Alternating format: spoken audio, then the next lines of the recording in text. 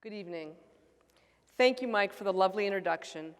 Paul and I are so honored to give this talk, and we are enormously grateful to the Spencer Foundation, to you, Mike, to the past and present members of the Board of Directors, and to the staff for supporting in so many ways and over so many years the writing of the political classroom and the research upon which it is based. Democracy in the United States and in many other nations is in trouble. Participation is low, uneven, and unequal. In the United States specifically, the political climate is intensely polarized. Levels of social and political trust are low, and as a consequence, it is increasingly unlikely that we will come together to forge solutions to problems which, if left unresolved, have truly ruinous consequences. There is widespread concern about the state of our democracy. At best, we can label it a democracy in distress. Now, for teachers who are tasked with the job of preparing young people to participate in democracy, to take their places on the political stage, this job has become much harder. A teacher from our study wrote to us this past fall to say that teaching young people about democracy and how and why to participate politically was more difficult now than it has been in his 38-year career as an educator. He bemoaned the rise of fake news, the lack of civility and increasingly harsh and coarse political speech in the public sphere. He was worried about the views of some parents who insist that schools mirror their views rather than try to ensure that their children are exposed to multiple and often competing views. Now, this teacher's letter did not surprise us because we are frequently reminded that the relationship between schools and democracy, while typically contested, is particularly controversial now. What role should schools play in preparing young people for political life? Now, some argue that there should be a wall of separation between schools and the political state, either because schools have too much to do or because there's no way for political education to be neutral. And the idea of partisan schools seems fundamentally, well, just un-American. If schools put their thumb on the scale one way or another, they are improperly influencing the political system and perhaps interfering with students' autonomy. Now, another view is that schools do have an important role to play in preparing young people for political life, but that role should primarily focus on teaching them about the principles, the history, and the workings of the political system. This view asserts that students should be learning content to a greater extent than developing the skills or the dispositions or drive to participate politically. A third view envisions a much more robust role for schools, one in which students are explicitly taught and frequently encouraged to participate politically. One approach to this view we call the political classroom, defined as a place where students are asked how to consider this question: how should we live together? In the political classroom, students consider this fundamental question by deliberating and making decisions about controversial political issues, the authentic political issues of the day, such as, what should our policy be regarding refugees? Should women's right to abortion be limited? Should we increase or decrease income tax rates for the very rich? Now notice that these important and controversial issues are being deliberated, they're being debated, they're being legislated about in the political sphere, and that is what makes them authentic. Now, this kind of teaching has never been easy, but beginning last winter with the contentious primaries and continuing through the fall election and beyond, we're hearing from teachers that the challenges are even more amped up due to a number of factors, but the stunning level of political polarization in the United States is very clearly an important cause. Tonight, our talk has two parts.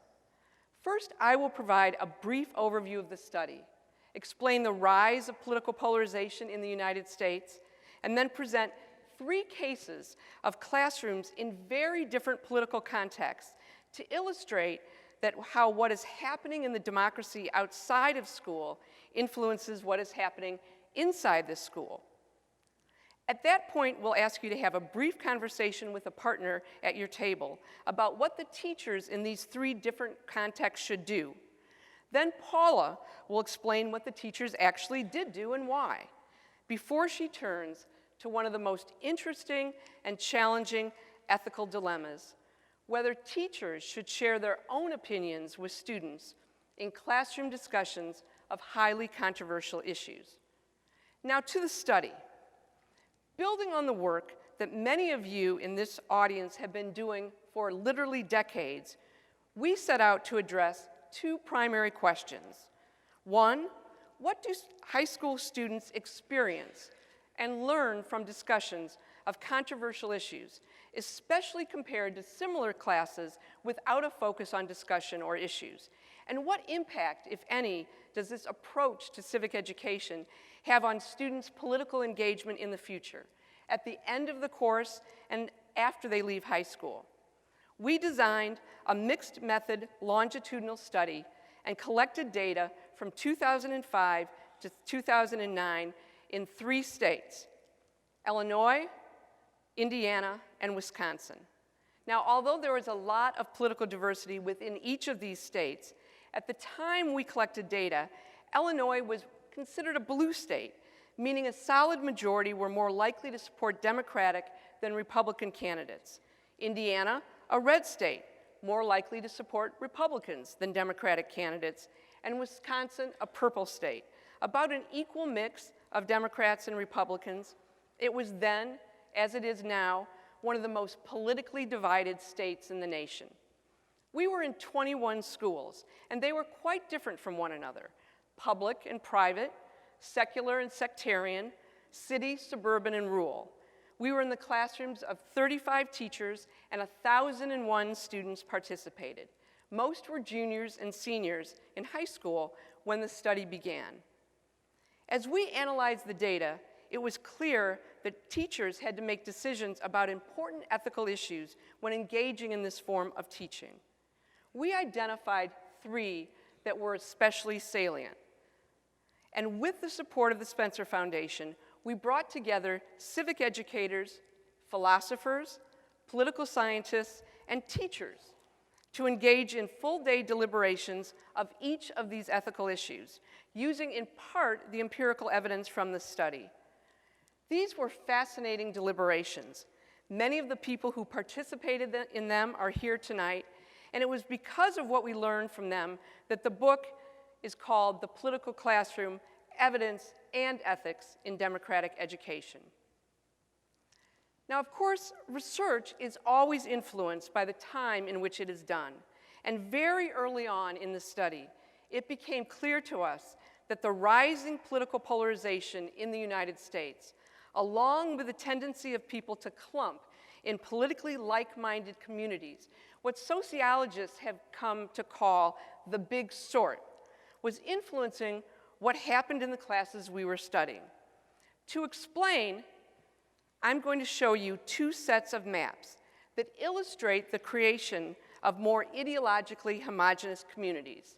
So let's go back to 1992. This is a map of counties. In the dark red counties, there was a margin of 50% or more of voters in the presidential election who voted for the Republican candidate. Put another way, of every 100 voters, 75 voted for the incumbent president, George Bush. Now, the deep blue counties are the reverse, predominantly Democrats. The counties with no shading were more split. Now, let's look at how this changed over time.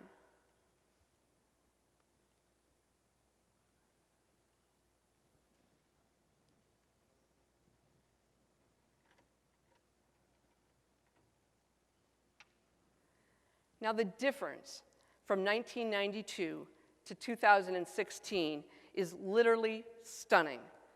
But it's also a bit misleading because it masks the true nature of the partisan divide. And to illustrate, let's look at another map.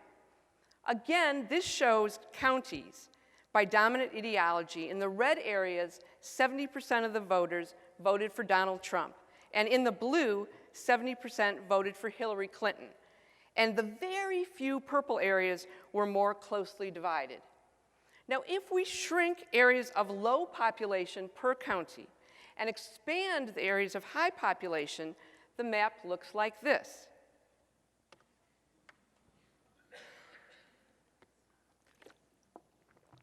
Now notice that we are ideologically divided by region, with concentrations of Republicans in rural areas and Democrats in urban areas. We know from political science research that living in ideologically homogeneous communities causes our own views to become more partisan, more extreme. And this is likely contributing to what we call affective polarization, which is holding negative views about those who hold different views. To illustrate, look at the changes in attitudes about the other side.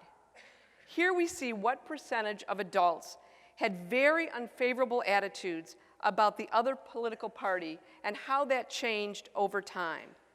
And then put more dramatically, here is the percentage of people who think that those who support the other party are literally a threat to the nation's well-being. Now, what was happening outside of school influenced what we saw inside of school. So let's go inside some schools.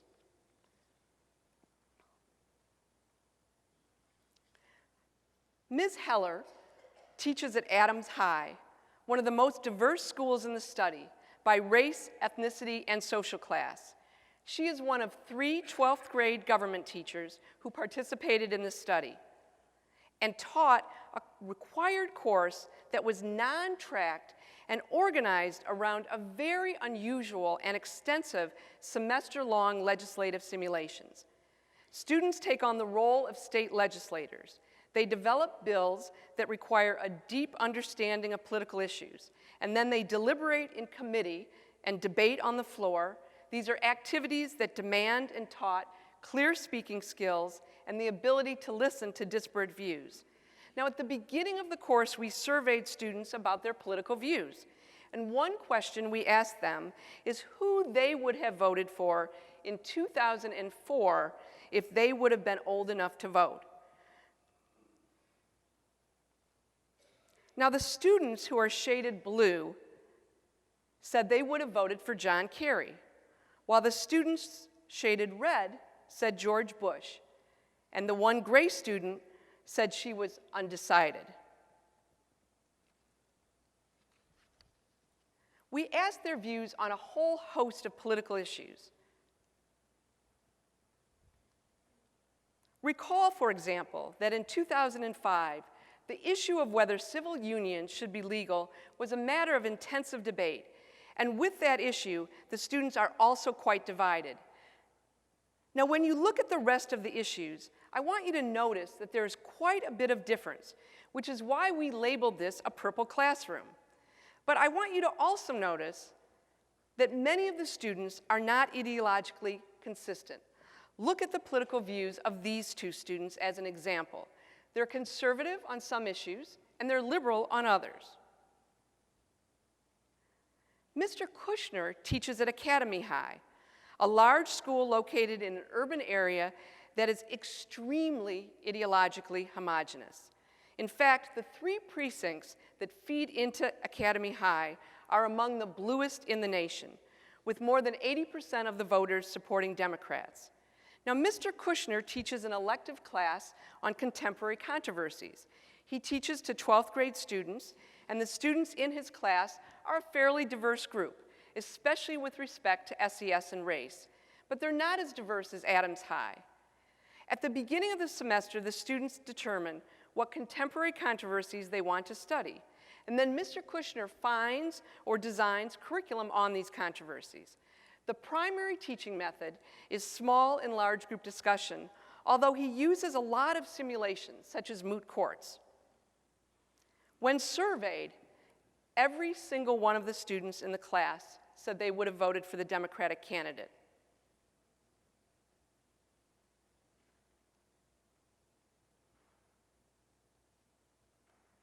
And when you look at their views on the issues, you can see that this is a fairly blue class.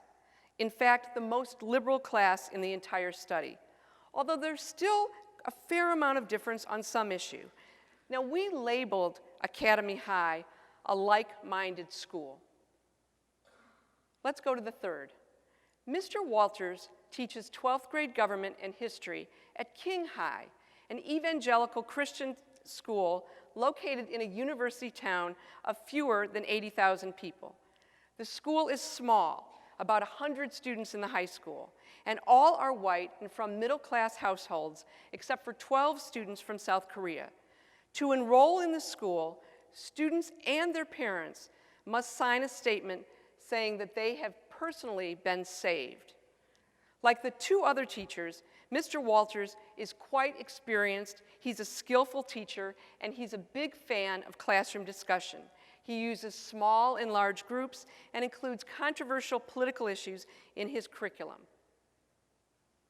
And as you can see, with respect to who they would have voted for, his students are the polar opposite of those in Mr. Kushner's class.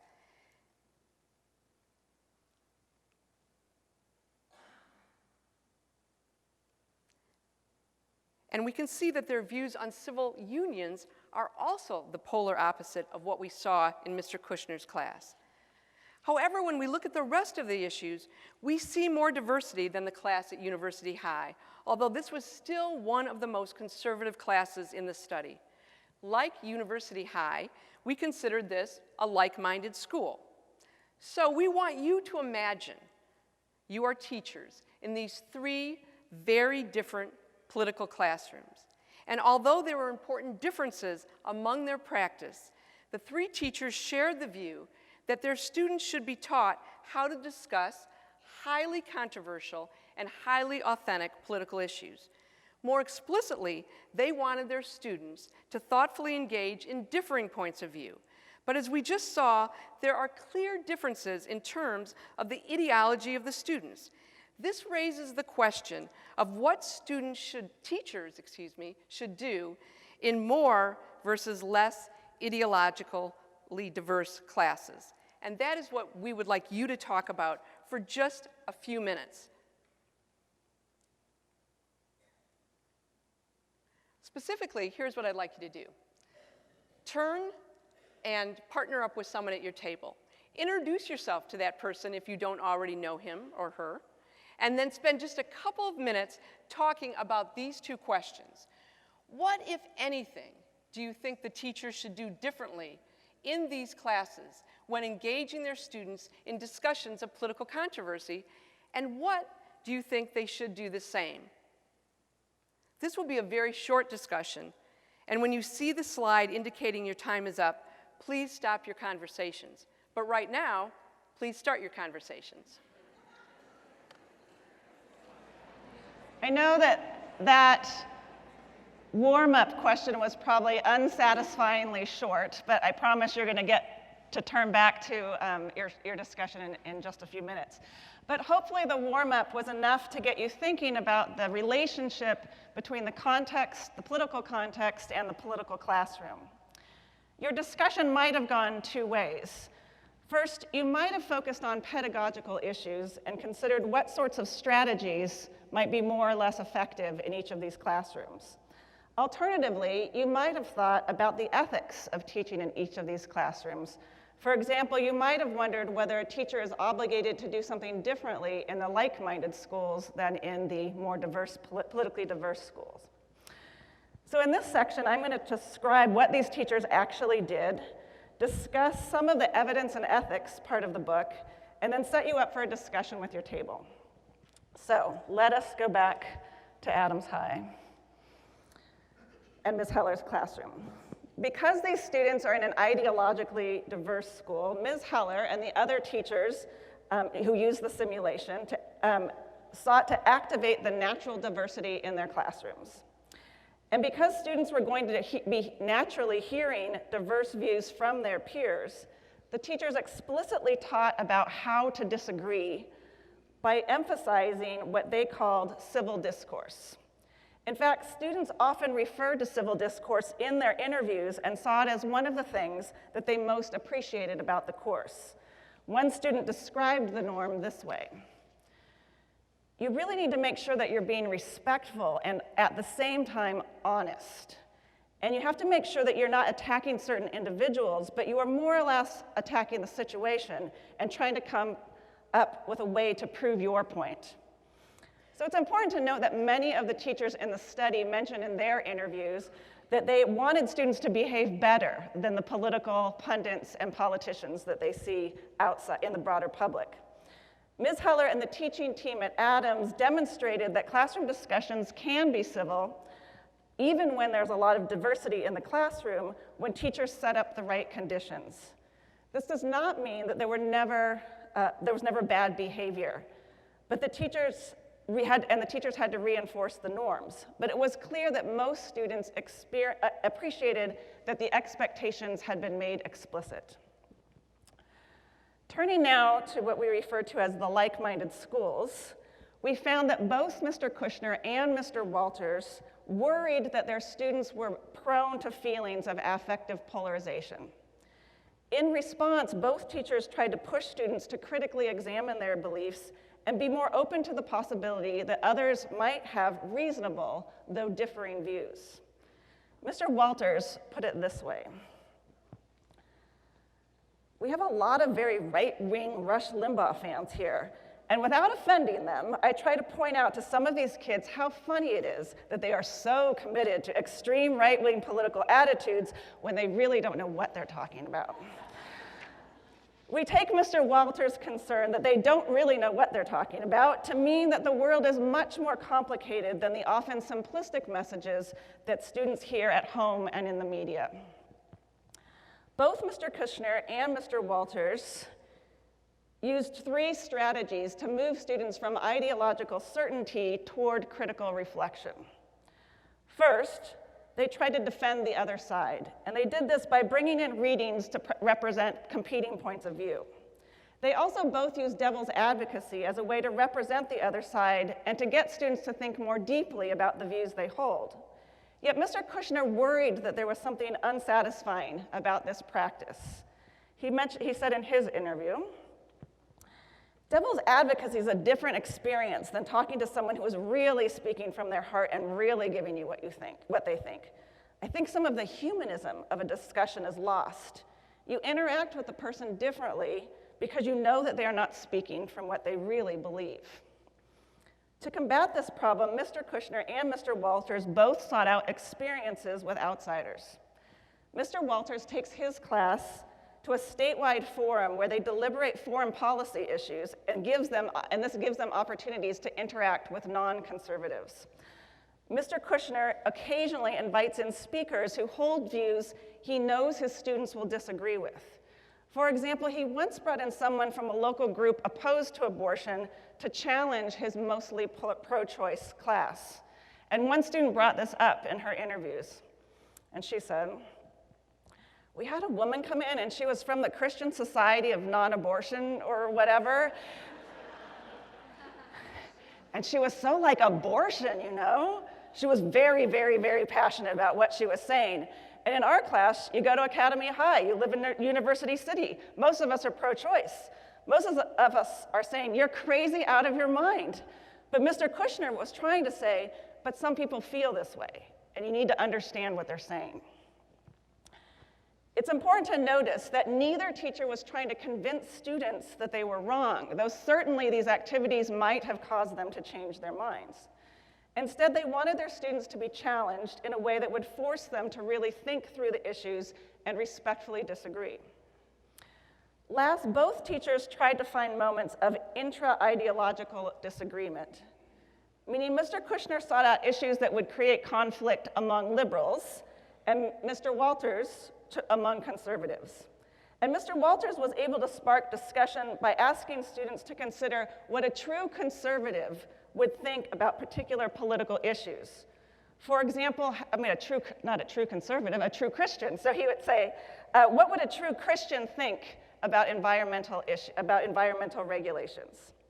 So this strategy created authentic disagreements in both classrooms, but among a very narrow ideological band.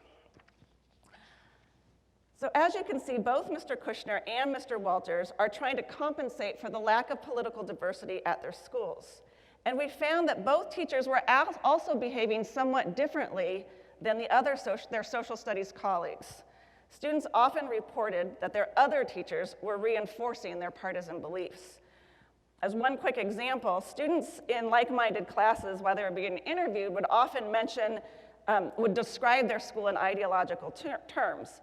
And one student I was interviewing from Mr. Kushner's class had just referred to the school as a, quote, really liberal place. And in response, I said, how do you think it's affected you as a student to be at such a liberal school? And he leaned in and he said, how has it affected me? At this school, I've seen every Michael Moore movie twice. Mr. Kushner and Mr. Walters stood out, and they were appreciated for trying to get their students to do something different, and that was consider another point of view. So you should now have a sense that teachers today may find themselves teaching at very different groups of students. In addition to segregation by race and class, teachers may also find themselves in communities that are politically like-minded, and this affects the choices that they make. The last section of the book discusses 3 ethical questions that teachers face as they bring political issues into the classroom. And they are, how should teachers decide which questions should be presented as controversial and open for discussion, and which should be presented as settled? How should teachers handle political issues that may be sensitive to particular students? For example, how should we discuss immigration policy in classes with and without undocumented students? Last, should teachers share their political views with their students? So we are about to enter the evidence and ethics part of the evening, and I'm going to talk about how we approached the ethical thinking of the book, present some of our findings about what is commonly referred to as teacher disclosure, but what we are going to call tonight teacher sharing, and consider this last question, should teachers share their political views with their students, which will be the topic of your table discussion in a moment. Okay. So when Diana and I talk about the ethics of teaching, our purpose is not to create rules for teachers. Instead, we present a framework for professional judgment and argue that teachers ought to make decisions about the dilemmas they face by considering the context in which they teach. This includes the political culture outside of the school, the community within the school, as well as details like the age of their students and the courses that they are teaching. They should also consider any evidence or research that contributes to the issue. This could include evidence about the class itself or any research that might help us better understand the problem. And last, they should make decisions based on their educational aims. And by aims, we mean the knowledge, skills, and disposition that all children should have by the time they graduate from school. So thinking about aims requires educators to think about something broader than the course content. They also need to consider what it means to be an educated person and what it means to be a good citizen. Notice that all 3 teachers we have been discussing have a common set of aims related to the preparation for democratic life. So all agree that students should have their political views challenged. All also agree that civility is an important democratic value, and all are teaching toward a conception of political tolerance. In other words, they are teaching students that political disagreement is a normal and healthy part of a democracy. Given their teaching context, they prioritize these aims differently, and they also design learning differently to achieve those ends. Interestingly, even though they all have a similar set of aims, they have made different decisions about the question of whether they should share their views with their students. So before I explain how each of them reasoned through their policies, let me clarify quickly what we mean by share a view and differentiate that from advocating a view. A teacher shares a view when she communicates her opinion about an issue, a party, an election, or an ideology, but does so in a way that makes it clear that this is just one view among many possible views. Advocacy is when a teacher tries to convince students to hold a particular belief. In interviews with students, it was quite clear that even if students reported that they were okay with sharing a view, and it was sometimes even welcomed, they did not think that the teacher should use the classroom to, as they said, push or preach political beliefs. So for our discussion tonight, let's set advocacy aside and focus on what I think is the more difficult question of when, if ever, is it okay for a teacher to share political beliefs in the classroom? So first, let's look at some of our findings about sharing, taking from the survey data that students took while they were in class. And both teachers and students took a similar set of questions. So here are a few of the responses. It is fine for teachers to share their views with the class. Teachers were split on this issue, 50-50, and these high school students, again, mostly juniors and seniors, nearly 80% thought that it was fine for teachers to share their views. My teacher wants students to have the same opinion that he or she has. 90% disagreed, meaning 90% did not think they were experiencing advocacy in the classroom. I feel that when a social studies teacher shares a view, students are more likely to adopt that opinion, a common concern for teachers, yet they were, again, nearly 50-50 disagreed with that. The students, again, high school, juniors, and seniors, mostly thought that they would not be influenced by the teachers. 77% thought that they would not be more likely to adopt the opinion, but please note that nearly a quarter did. And so I'm going to talk about that quarter in a little bit, but not an insignificant number of students thought that they might be convinced by the teacher. But even those 77% who thought they would not be affected by the teacher's views, when asked, do you think other students will be affected if the teacher shares, they were much more concerned about that. So of course, I'm fine. It's these knuckleheads next to me. I'm not sure about that.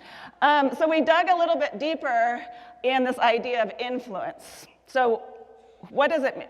Who does and doesn't think that they will be influenced? So we found that high SES students, or students from high social class, were more likely to believe that they would not be influenced. We also found that students from low SES were more likely to believe that they would be influenced. So that 24%, they were more likely to be from low social class backgrounds.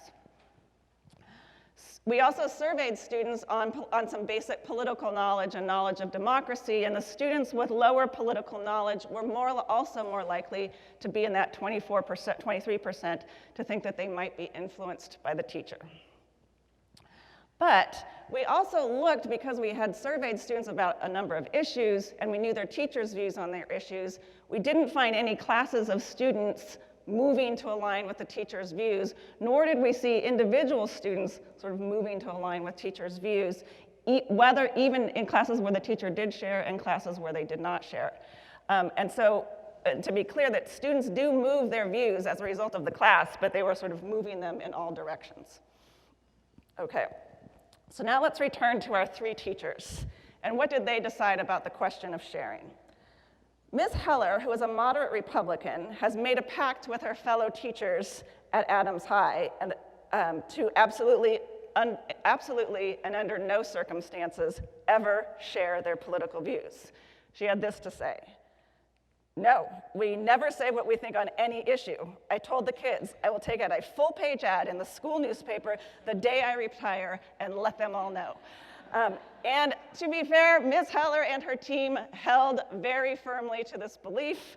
The students did not know, and they agreed the teachers do not share their views. And the teachers in the simulation reason that their policy of withholding their views is the right thing to do because they want students to feel ownership of this very extensive simulation.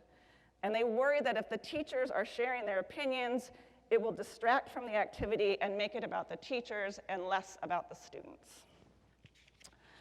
Mr. Kushner, who is one of the most liberal teachers in the study, has changed his opinion on the issue. He used to engage in occasional sharing, but he now withholds his opinion as much as possible. And he explains, "I think it is probably best not to share personal views, especially at a place like Academy, because I think that's the last thing those 3 or 4 conservatives in the class needs, is to think that the teacher is also harboring judgments against them." Mr. Walters, who identifies as Republican but holds views slightly more moderate than most of his students, does occasionally share.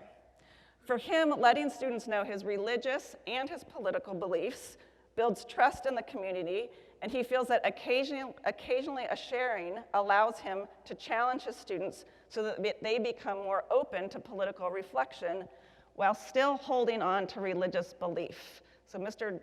Walters has this twin desire of keep religious belief become more politically reflective, and he explains it this way.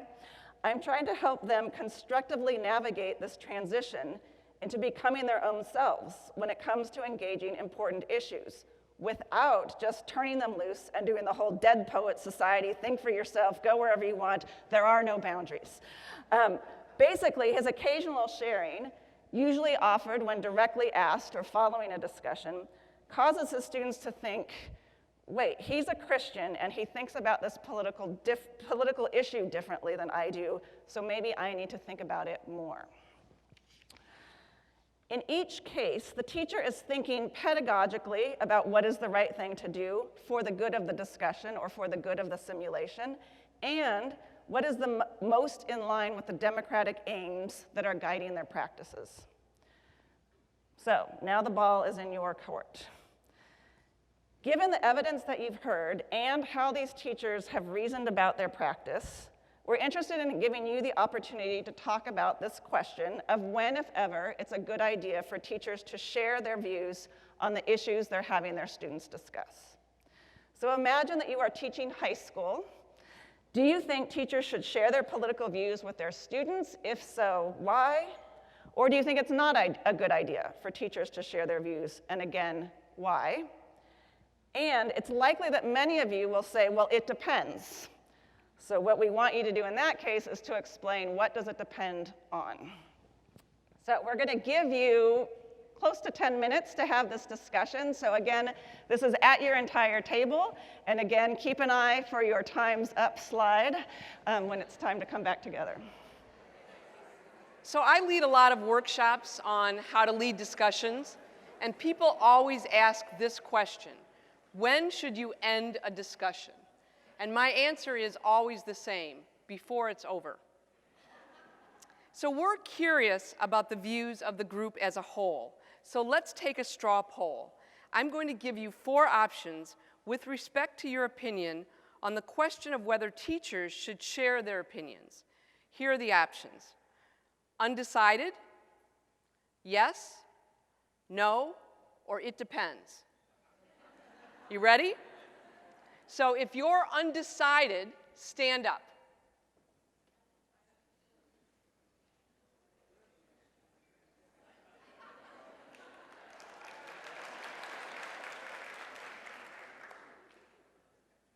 If your answer is yes, stand up.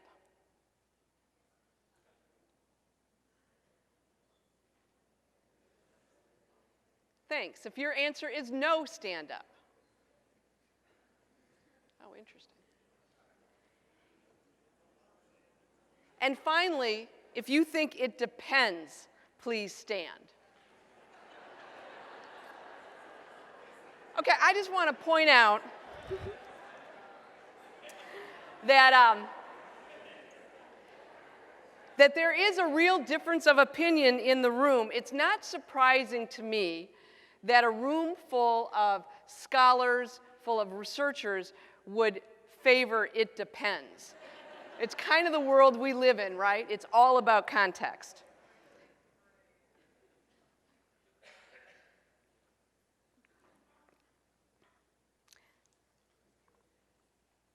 When Paul and I lead professional development with teachers, we have them engage in deliberations on ethical issues, like the question of whether they should share their views.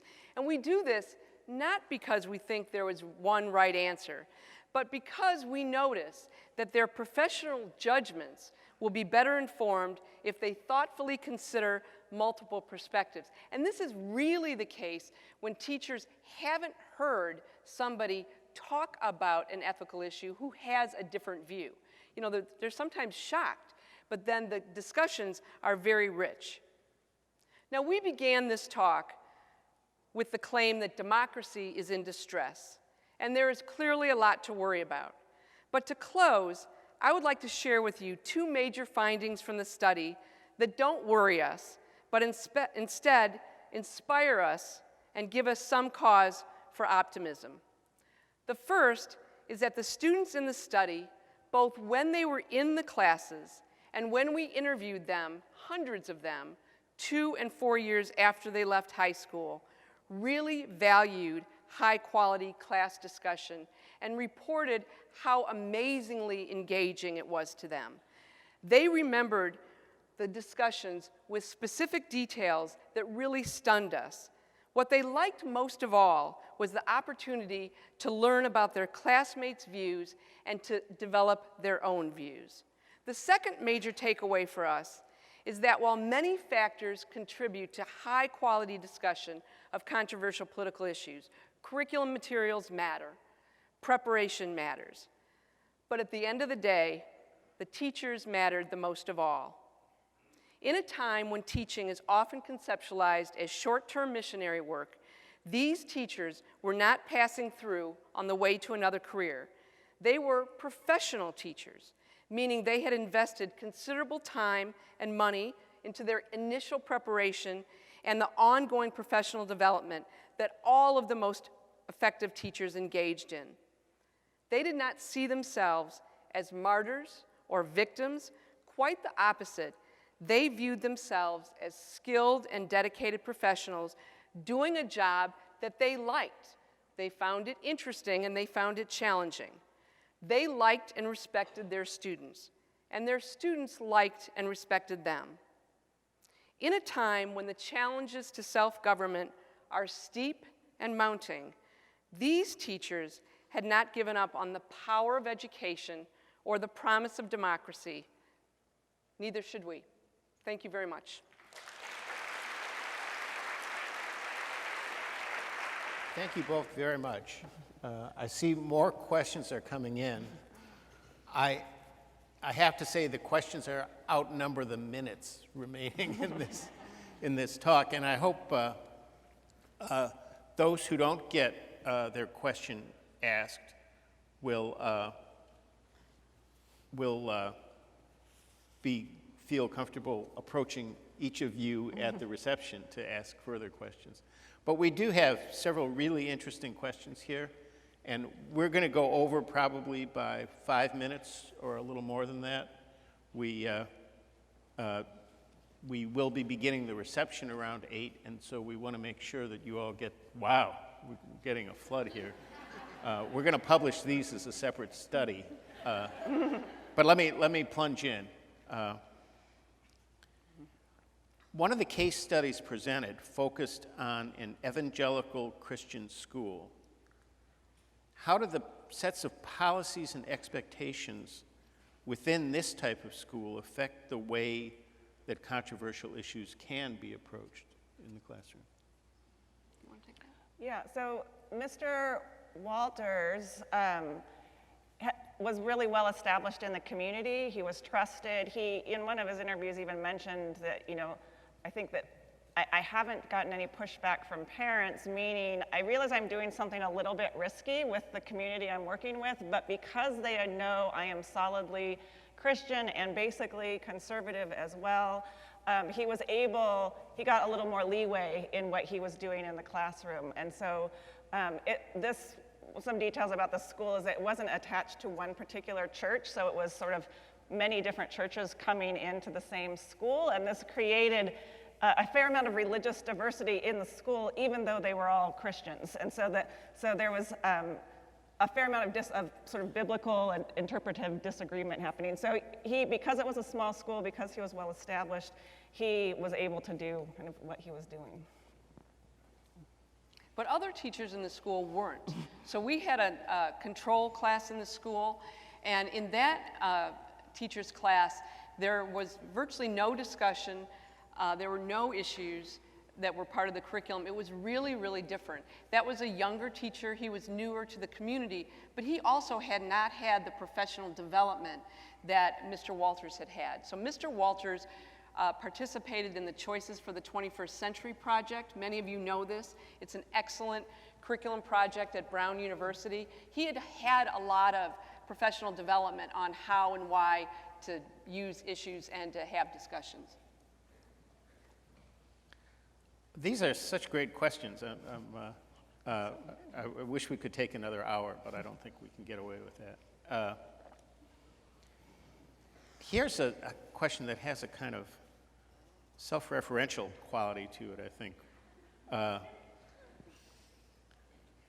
When you were doing your discussions with the teachers, as you reported on, did you share your views about whether teachers should share their views? 3 points for whoever thought up that question. Yeah, it's a great question. And I always joke about this, that I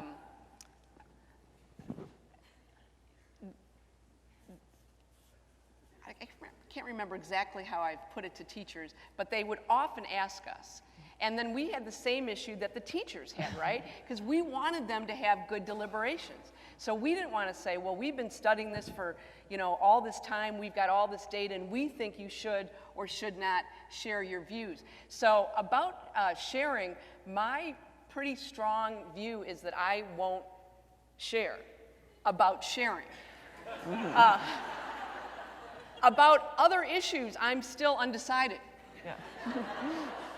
I'll say just I'll slip in another finding from the study that didn't get shared, which was in classrooms where students had a lot of discussion, at the end of those semesters, those students were less likely to be interested in the teachers sharing views. And I think that, and it was lecture classes that were more likely to say they wanted to hear. And so in relation to the teachers, I think because we do deliberative professional development with teachers, I think sometimes they might ask, but I don't think that they're like dying to know in that way because they just had this interesting conversation. So let me just slip in a question that someone asked, kind of directly following up. You focused on 3 teachers who gave a lot of thought to these questions and obviously were good at it in their own ways. How frequent were teachers like that in your overall sample? Well, I think that the sample was created with the intention of looking for teachers who use discussion. So in some ways, it's an unusual sample because we know from other research that a lot of teachers do not use discussion. So there was, so all of the teachers were, not all of the teachers, but the teachers in the discussion category were already fairly unusual. So we, of the teachers, and there were 21 teachers, we sorted them into 3 different categories. One category was teachers who were using a lot of discussion, they were really good at it. And I think we ended up with 9 of those. And then we had a group of teachers who were using discussion, but they weren't quite as skillful, and they often would say they were having discussions, but it looked more like lectures to us. And then we had teachers who were using predominantly lecture. What was interesting is that some of the teachers that we put in the study, because we thought they were these great discussion teachers because they had told us they were. In fact, when we got into their classes, they just talked all the time. They love to hear themselves. One thing that's really cool about these questions is they have an almost kind of Zen brevity, which I think it's because you didn't have much time to write them, actually. Is the polarized classroom an American issue? Oh. Or is it present in other societies? Do we know? I think we do know. I mean, I was just at a session today. Some of you may know that AERA has sponsored a new publication on international citizenship education and global migration. This is a really interesting book. Jim Banks is the author, and it's, I think, 18 countries where there's really interesting case studies. And I was just the chair of a session today, so I actually know about this. And what was interesting is that this was described.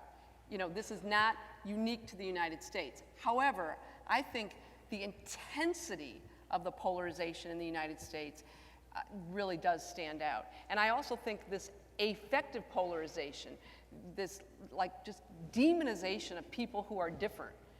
You know, the desire that people have to defriend their Facebook friends, for example, when they learn that they have a different point of view.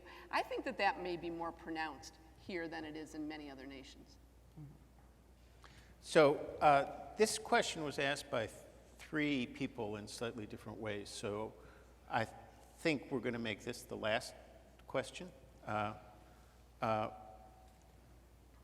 What would be similar and different about your analysis?